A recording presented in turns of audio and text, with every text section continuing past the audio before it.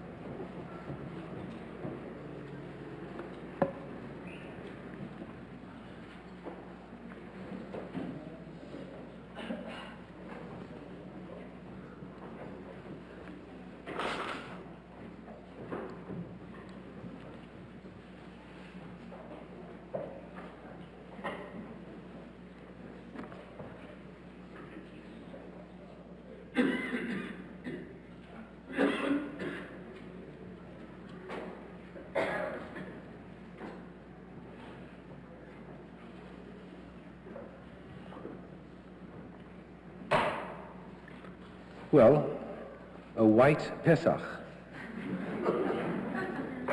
Does anybody have, I mean an American white Pesach. I'm sure those who come from Russia remember a white Pesach.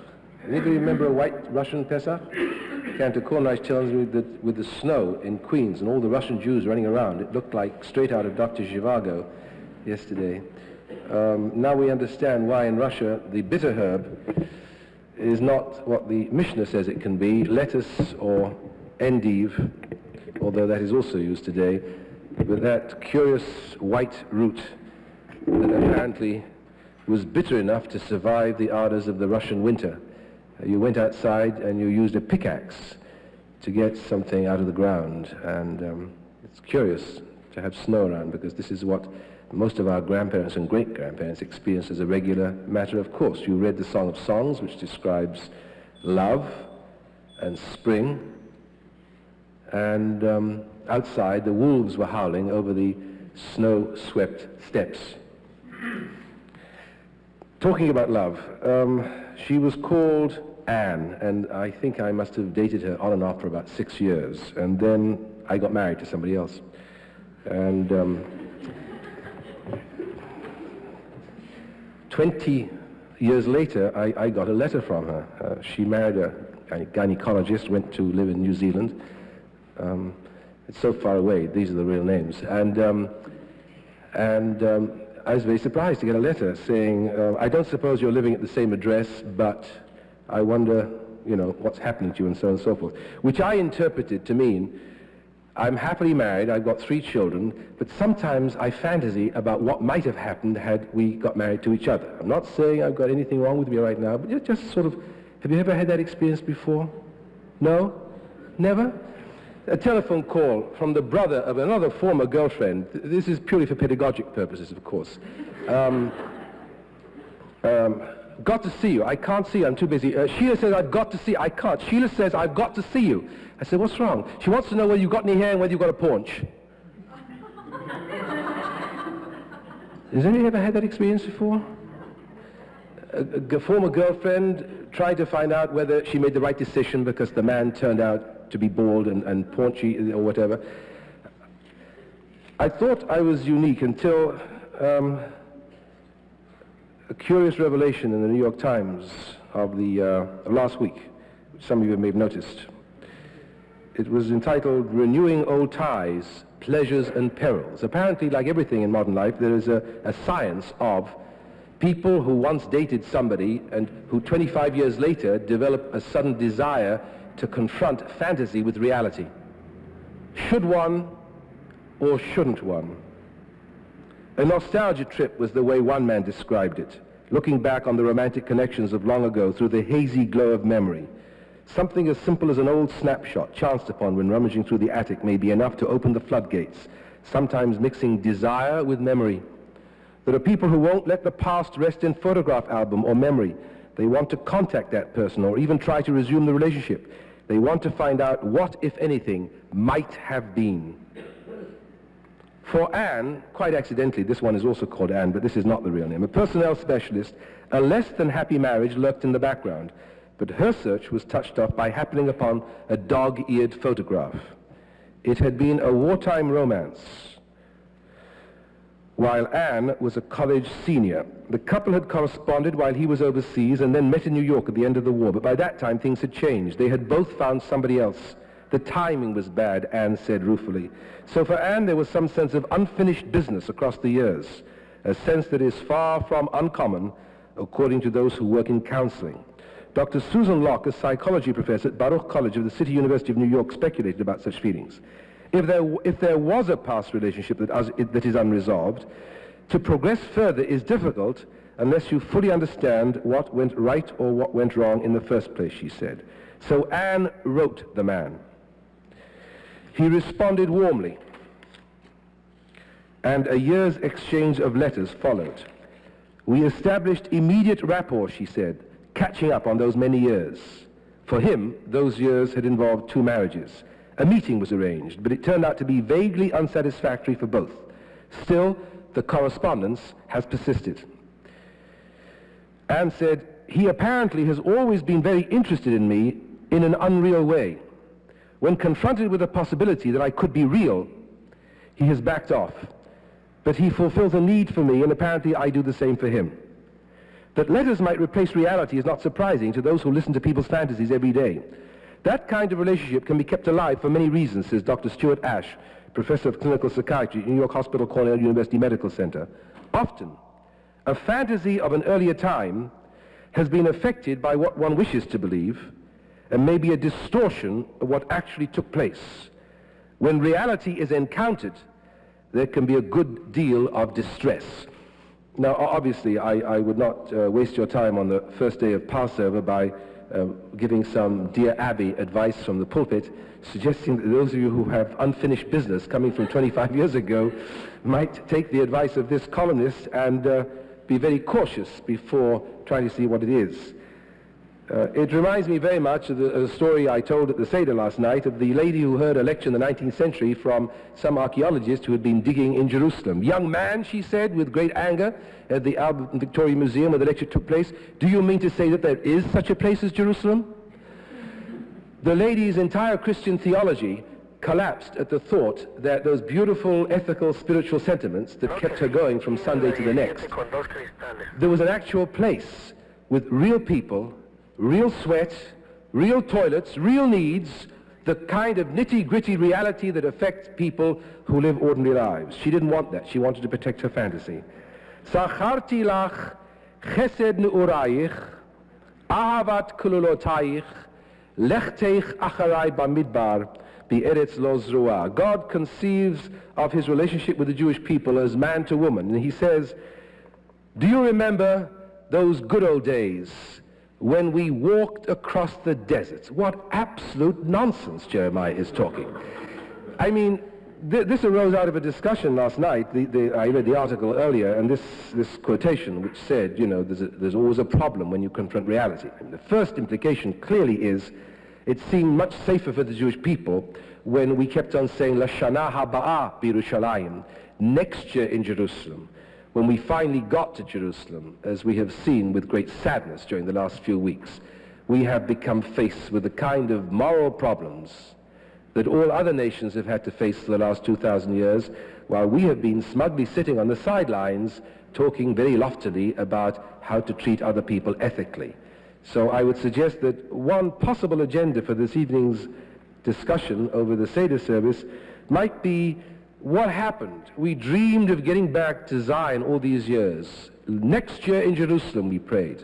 And when we finally got back, we're busy tearing ourselves to pieces. The other is more of a theological question, and I think somewhat safer in the synagogue at this particular point. Namely, what does it mean when in the Haggadah we read, B'chol dor vador, Chayav Adam lirot et atzmo ki'ilu hu yatsa mimitzrayim. In every generation, a man must regard himself as he himself left Egypt. It seems to me that there are two distinct possibilities. Either it can mean that we must try to experience the exodus from Egypt as it is happening now, or that we should try to put ourselves back into the mindset of the people who left Egypt the first time. Either way, there seem to be some problems. Because, I'm sorry. Anybody wants to make a comment? I thought I heard a rumbling over here. You can talk, even though it's Pesach, it's all right.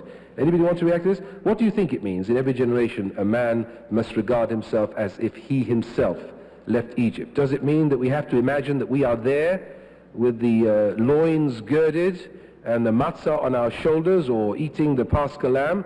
Or does it mean that we have to try to find the functional equivalent of what is happening now and use that as the fulcrum of our Passover celebration? Could I have a response from somebody, please? What is the Passover we're supposed to be identifying with, now or then? Charles? What I meant was, it really has a rich ambiguity, the statement. Oh, yes, Charles. Oh, yes, Charles. It really means both. It means or maybe something else. The continuing appreciation of freedom through the past into the future. Let me briefly interject something here and then come back to this point I'm making about the dangers of wedding fantasy to reality, that sometimes it is better in the realm both of love and the spirit to retain the fantasy rather than confront the reality. I don't think it ever occurred to me so forcefully this year, maybe because of the snow, that the Haggadah is a cultic act in which the Jew recites his myth. I don't think it ever struck me more forcefully. And I don't think I ever felt more, with greater conviction, that prayers for people in El Salvador, Nicaragua, Poland, and Russia are simply out of place on the night of the Seder service. I don't think I ever felt that so intensely as I ever did this year. Now, this is not, as some of the people who sat around my Seder table, who are always ready to think the worst of me, assume a dereliction of my social conscience, that henceforth I feel that Judaism, or Jews should I say, has nothing to do with political issues. That is absolutely not the case. What I see, however, is that the cult is only an intermediary, is not an immediate, but immediate, a penultimate concern before one gets to the political concerns, that we totally distort the social conscience challenge of religion by trying to twist the myth into some current political concern, however important that political concern may be. And suddenly a kind of an inner revulsion against those political manifestos that are sent to us each year by the various organizations which we are supposed to read out, and which I find increasingly meaningless.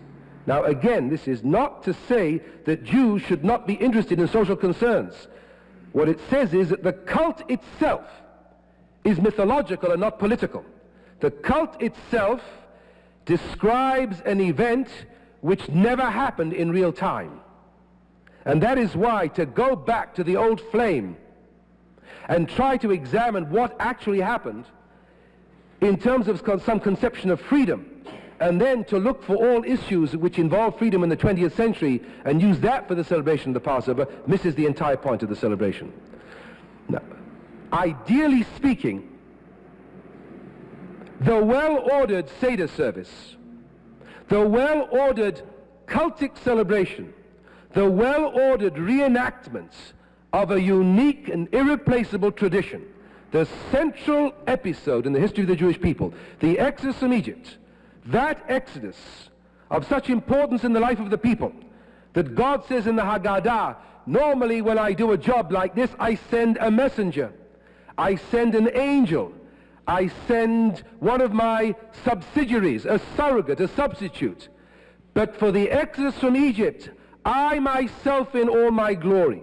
If we translate this into Reconstructionist idiom, what the text is saying is that the most intensively religious festival of the year is Passover, that God himself, in a way, something else is curious, and this also may be due to the snow, the whiteness. Never before has the similarity between Yom Kippur and the Seder service struck me so forcefully. Not just because I wear a kittel to conduct the Seder service, as is the tradition.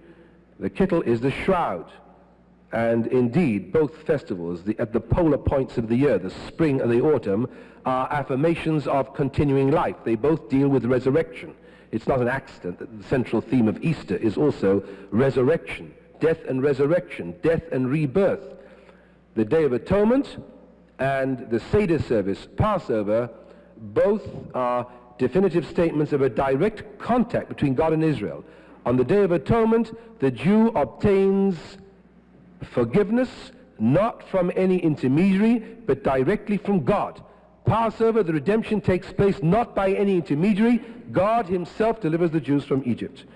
Now, in a well-ordered Seder service, the repetition of the myth, the reenactment of the sacred acts, time-honored acts repeated over and over again, the repetition of the explanations that we all know, but we repeat for cultic purpose, not for cognitive informational purposes.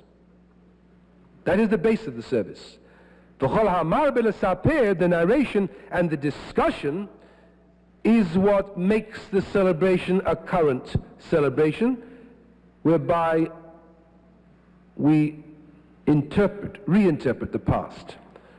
But the idea, as I see it, is that having celebrated the cult, having gone through the enactment of the myth and the ritual, and indeed, I think above all in the Seder service, we can see that the myth is secondary to the ritual. In the beginning is the ritual, and then the interpretation of the ritual, that one is supposed to leave such a celebration with a desire to implement the challenge of freedom in one's daily life as one sees fit. That is to say, the idea hopefully is that those who celebrate the proper Seder service should be more socially sensitive than before to issues of freedom and justice. One, of course, also has to raise the question of whether the mere reading of political manifestos on the eve of the Seder in itself guarantees that one is going to be more actively involved in worthy causes during the future. I don't disagree with what you're saying. I think there are different kinds of Seders. And I think that yours is making the assumption that I have the same knowledge as you have to have what you're calling the well-ordered Seder. In other words, in order for me to go through a traditional Seder, I have to have a whole set of associations, first of all, with what I'm reading. And it's the one thing I've learned about mythology is that the words themselves stand for a whole set of other concepts. And frankly, I think most of us are not in that mode at this point. And so that the traditional service doesn't serve that way at all. Second of all, I think many of us come from households where that service was, maybe you didn't, where the Haggadah was gone through, it was davened as fast as could be, absolutely ignored, and so on. So for many people, the traditional Seder has a very distasteful quality about it. It rings the wrong bells. The third thing is that I do not think you can leave a traditional Seder with a increased social conscience at all. I don't think that's the purpose of it at all. I think it's a nationalistic holiday. It's a celebration of peoplehood. Rabbi says that no non-Jew can come to the Seder, and it's because it is a nationalist holiday. It's a celebration of being a Jew, and that only Jews are supposed to be there. And it's supposed to, the mysterium of us, I think, is our peoplehood. I happen to think that when we talk about going into Egypt and coming out of Egypt, and the feelings of being there and so on, and we're all there with Mount Sinai, when the Torah was given, is a function of us being a part of the whole, in a sense. And that whole being the Jewish people in all its entirety from the beginning to wherever it's going. And I think that is what happens at the Seder, in the traditional Seder, if it's run properly, that feeling, and I think that's what the purpose is. You made many points. I'm not quite what point I'm going to agree with you on. But I just want to address myself briefly to one point that you made. It is true, yes, that I had an advantage, some advantage, of being born in an Orthodox Jewish home from which I've been rebelling ever since. Many people would not regard that as a particular advantage, okay? However, I'm afraid I have to insist that if people don't have the knowledge of the Hebrew to recite the myth as it is, and basically the myth is a mosaic of verses from our Bible, from the Torah itself. then it behoves us all as congregations and communities to strengthen each other, to learn the Hebrew language and to learn the background to the Haggadah, so that maybe not in our generation, but in 2 or 3 generations to come, we may transmit some of the kind of associations that were transmitted to some of us. You see, the fact of the matter is, Myron, that the Seder that I had last night was quite different and infinitely superior to anything that I ever experienced in my father's home, although he was an Orthodox rabbi. For the simple reason that I have the benefit of hindsight. We had the myth, but also the possibility of blending the two together, which is something that he didn't have. Now, it seems to me in other homes, you have the discussion, but you don't have the myth. The ideal is two together. You're saying it's difficult. We need to have your qualifications. Well, lahabdil, if somebody came to Leonard Bernstein and said, look, I really would like to enjoy Mahler's 9th Symphony, but the fact of the matter is it's very complicated, and believe me it is. I've been spending the last year on trying to understand it. Now, couldn't you play it on a penny whistle? I'd get the melody line. It would be much easier. Now, do you think any self-respecting conductor would say to a person who wanted to be in music, well, I'll do it because that's a good way of your doing it? Or wouldn't they say, well, if you really want to understand it, there are ways and means you can do it by listening to this first and learning that, but ultimately, there's only one way to appreciate Mahler's 9th Symphony, and that is to appreciate Mahler's 9th Symphony. There are no ways of experiencing the Passover myth without experiencing the Passover myth, and that myth entails a narration.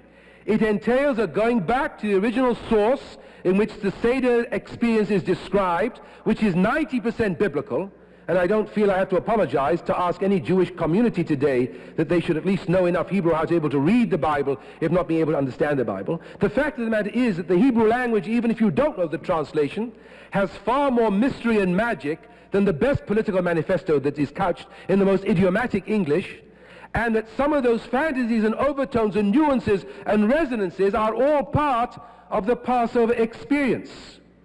In other words, I am saying, quite frankly, what we used to say in the synagogue when people said we need more English prayers. I think we made the right decision. We said, learn Hebrew. Come up to our level. Don't ask the congregation to come down to your level. And I'm asking the congregation the same thing this year.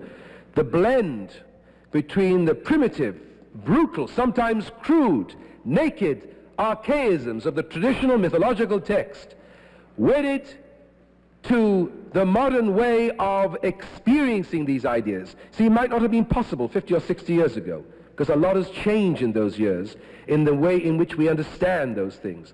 Take one author, for example, Mircea Eliade. I don't think ever before last night I realized, here there was an ordinary day. Fortunately, my wife took some time off, so we didn't have the real crisis to face, who prepares the Seder in this age of feminism, which is a serious question, which is going to have to be discussed one day. Who does prepare the Seder? The woman takes time off. Who does prepare the Seder in this day and age? We don't have any response addressed to these themes. It's a very important question. If women are going to work, who prepares the Seder service? Who prepares the table? Who does all the cooking?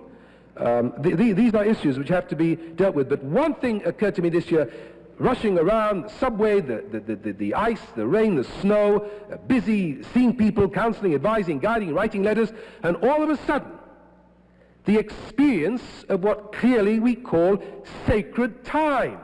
Now, what is sacred time? Sacred time is time out. It's like when children play a game of tag, and one of them says, let's have time out. What does it mean? It means that this doesn't count. What happens in the Senate when you stop the clock at 12 o'clock? Well, we know that the clock stopping doesn't mean that time stops. It's a fiction, if you like. And the whole of the Passover is surrounded with fiction. One wonders why, for example, the selling of chametz received so much opprobrium from many modern Jews, when in fact the entire festival procedure is an act of make-believe. We take time out. We step outside of normal time and the essential quality of mythical time, or as Eliade puts it, the time which is in illo tempore, time which is not historical. It is above history. It does not the Exodus did not take place in history. If we could get onto a magic carpet and watch what happened as 600,000 Jews, men, women, and children, decided to move across the desert under one leader, can you imagine?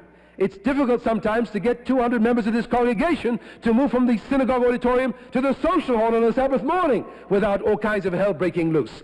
I mean, is it conceivable that what happened is what we read about so quietly and eloquently and calmly? Of course not. It is what I think Wordsworth once said about poetry, or was it Shelley? emotion recollected in tranquility. The myth is not a description of the instant moment. It is a long process of crystallization. The supersaturated solution, you drop a little bit of cotton in it, and then the marvel of nature, the crystals begin to form around the piece of thread. By the same token, the actual event on which the Exodus myth is based is a trivial, slender piece of thread. Yes, some of our ancestors were in Egypt. Yes, some of our ancestors led. Yes, we assume there was a man called Moses who led them out. That is the least important part of the myth. The most important part of the myth is not the modest historical substratum, but the act of individual and collective interpretation that goes on year after year by every Jewish family. No two Seder services are the same. That is exactly the characteristic of in illo tempore, mythical time. No two Seders in the same household are ever the same, let alone in two apartments next door to each other. Those of us who've had the joy, the pleasure, and all the other stuff that goes with it of raising children know that the Passover is a kaleidoscope. It's one kind of thing when the children are small. May those of you with children be spared, and may those of you who don't have children and be spared, to sit at a Seder table where your college-age students can begin to discuss the Seder service and give you insights, because they have a fresh way of looking at the myth from their modern perspective, and they are able to show how the most avant-garde, up-to-date notions of physics and chemistry and other such things can be applied to the myth, because the myth is universal. Semper et ubique. The myth is a projection, a creation of the human being individually, by family, and by group.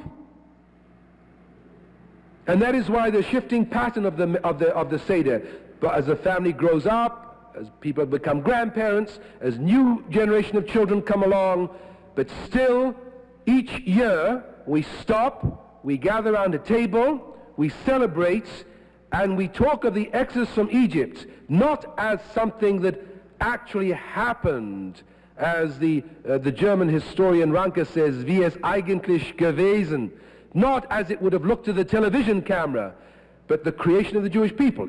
Is not this what Achad Ha'am said of Moses in his famous essay?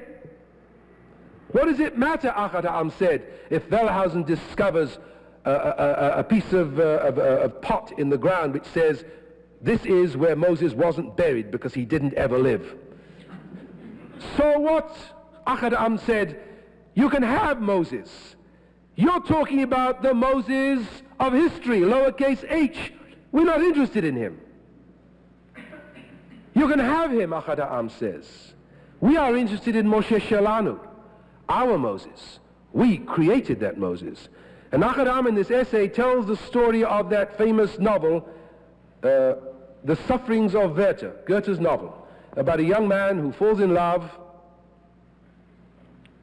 He's jilted. Emily, he's jilted? Is he jilted, or his girlfriend leaves him or something? And he's so, who's going to help me? She marries somebody else? Okay. And the guy commits suicide. Achad Ha'am says, this is incredible. People jumped out of windows in Germany after Goethe wrote this novel. Young men, especially under the influence of adolescence, who were full of this sort of Weltschmerz and love, identified with the character in the novel. Achad Ha'am says, look at this, a guy, Joe Blow, the real guy who lived on Wehrmachtsstrasse 54, could commit suicide, nobody would bat an eyelid.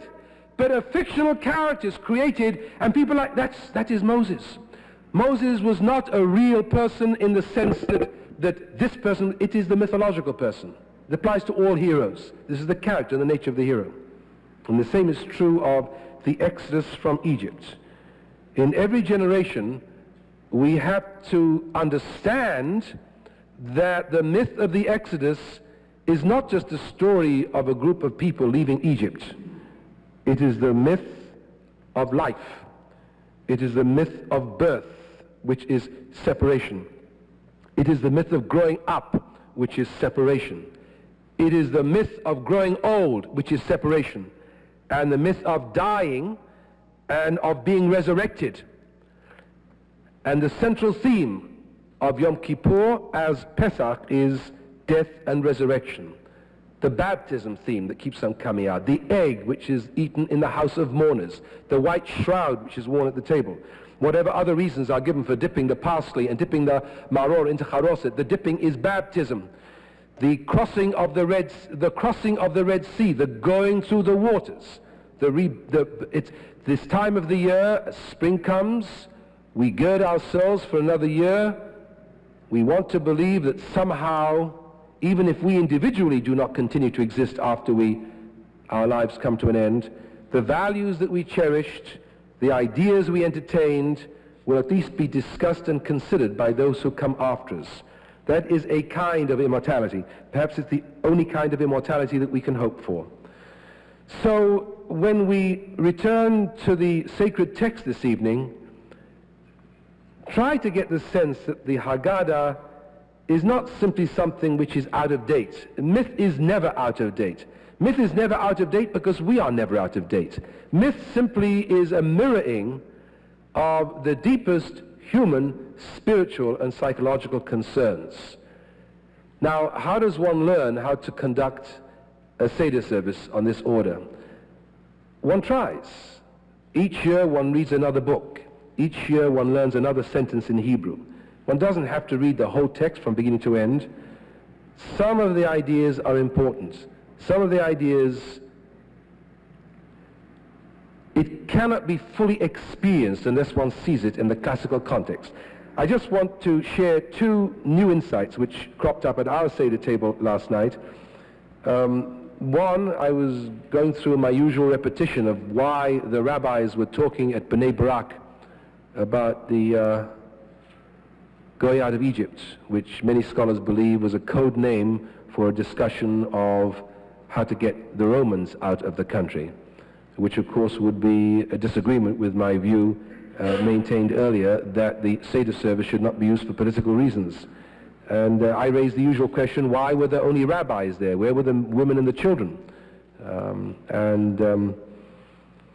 The usual story is to compare this to the Last Supper, where again the Christian sees the Last Supper as a gathering of men only, as this Mishnah does. But in fact we know that the Haggadah, the Seder, is based around the family, with the children asking questions. And somebody said, very simply, but maybe the children had gone to bed, or maybe the women were in the kitchen, as in fact used to be the case in those days.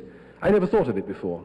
It never occurred to me that that might be the case, and then suddenly the whole notion, which is so relevant today in the new discipline called the history of childhood, what did children do 2,000 years ago at the time of Jesus, at a Seder service?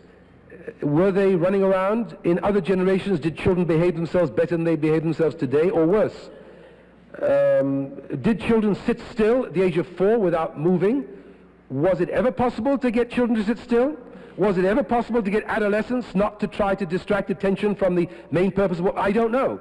The whole notion, but one never even thought of that. One never even thought about what was it like in the Middle Ages. Were the children there? Did they go to bed? Did the women sat around the table, but did they leave in the kitchen? Did they go out very soon? Did they sort of leave the men to it? Or did the women sit with them right till the end? Do we have any artistic recollections of that? Do we have any written recollections of that? Does anybody talk about that? That was one of the points. The other point was something that I'd never considered before. And again, I mention it to you because it's the kind of thing that comes over and over again when you have the classic mythological text. There's a certain symmetry, there's a certain structure in the traditional text, as it has come down to us. I'm talking about the traditional Haggadah, where each year you can look at it from different perspectives and see things differently. Now, I never noticed before, one guest drew my attention to, namely, that you have this whole series of multiplying the plagues. Rabbi Akiva says there were not 10 plagues, there were 1,000 plagues. No, he said, don't nonsense, there were 10,000 plagues. And it's multiplication, all this multiplication, right? And then, after all this multiplication is over, you get to Dayenu, which is the opposite. The Dayenu says, if we'd only had this and not had that, if something had been taken away. Why? I don't know. The answer given was that it was a psychoanalyst who raised this question. It wasn't me. It was a psychoanalyst who raised it. The answer given was, you see, they got rid of all their aggression by dumping all these plagues on the Egyptians, multiplying these plagues. to an outrageous degree, and then they said, oh, we're very humble, we've destroyed these people inside out, let's back off a little bit. At any rate, whether this is the correct interpretation or not, have you ever noticed before? I haven't, and I've been doing this for quite a long time, that in fact you do have this long mathematical progression of multiplication and then suddenly subtraction. It's a balance. It's a symmetry. You don't notice that kind of symmetry if you simply distort the traditional text. You have to see it in all its glory in order to understand that not just the words, but the way in which the words and the prayers were put together has its own balance and its own symmetry. And I'm sure that many of you discovered other aspects of the service, one way or another, which you saw from a different point of view. The Seder service is a process. You never reach the end of the goal because it's mythological time. It is time that is outside of history. It is time in which certain patterns are repeated. It is a time when families and friends get together and try to understand what it means to be part of the Jewish people. A prime mode of understanding what it means is to enact the ritual, the eating of the matzah, the touching of the Paschal lamb, the lifting of the egg and the bitter herbs, the reciting of the sentences from sacred texts which describe the meaning. All these add towards what the Seder is about. I don't want people to feel that the conducting of a Seder is something that is beyond the ken of the average person. It isn't. We're living in a day and age when you can teach yourself all sorts of things. It's a goal to be set. The richer the memories you transmit to your own children, the richer the experiences at the Seder service, the more deeply you delve into the meaning of past tradition, and the more you try to make it relevant to the present. Those are the associations that you were talking of, which children fondly remember over the years, over the generations, so that even after we are no longer at the Seder table, the tradition continues. I wish you all Chag Pesach Sameach v'Chasher, and I hope you enjoy your Seder service this evening, and that you learn more about the meaning of what it is to be Jewish in the 20th century. We rise for Aleinu on page 382.